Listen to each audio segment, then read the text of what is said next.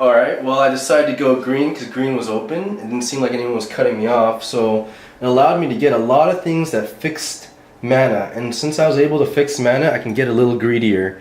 And by being greedy, I mean all I was able to do is splash Geist and Gorkan. And those are just two cards that really define the current standard, but it really helped in this tournament.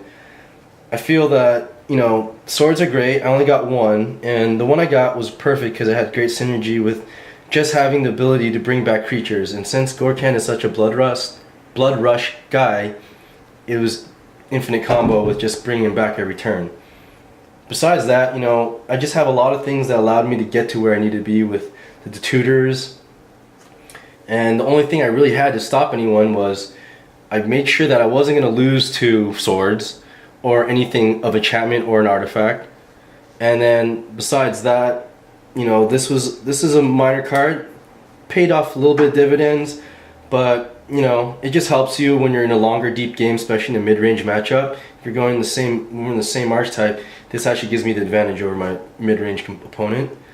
So what's going on with your lands? Why do you have so many lands? With my lands, well, you know what, I didn't ever really put emphasis on lands, and what happened was a lot of lands were floating my way early, and I didn't know how to define my strategy, so I just stuck with lands early to keep myself open.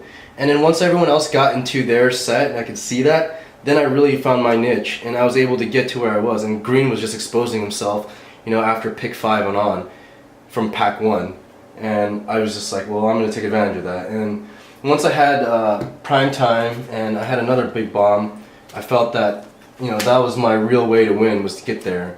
And then after really looking at, you know, Thragi and Garruk, since they're such mid-range creature or cards, that it pushed me into this mid-range, and I felt that, you know, I don't need to go past 6 curve, and I don't even really want 5, but that's good enough.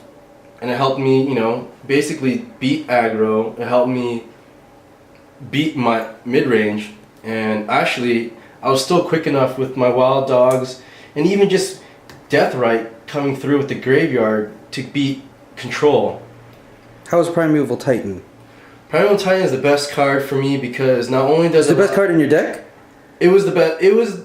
What's the best card in your deck you felt? The best card in my deck I felt was either the Shaman or the Sword. And both ways, elite. You know, I had the Shaman to get me out of range in some matchups, and I also had the Shaman to, do a finishing move. And I actually killed people on just a 2-hit, you know. But for the most part, I would say, you know, Prime Time, although he's not the defining thing in my deck, he was like, he wasn't a win more, but when I got him, he was welcome every time. He was welcome, and because it fixes my land, it just helps everything unlock. And once he's in play, he increases my percentage of drawing all my other cards and fixing what I need to do.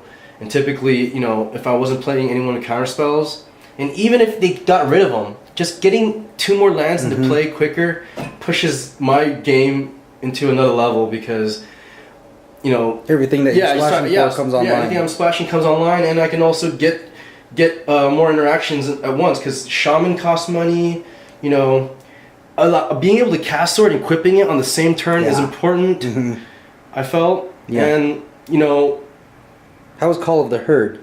Call of the Herd, you know, I thought it would be my Lingering Souls type creature, and I found myself using it more as an aggro because I was always just beating face with these elephants. And I never really got a chance to flash it back because I had other things that I was interacting with, and flashing it back didn't prove so much dividends, but I don't know, I didn't play too many aggro matchups, so I think maybe if I was playing more aggro that would help out. Besides that, I felt, you know, the main thing was keeping my curve right and allowing me to get to my big boys faster than most.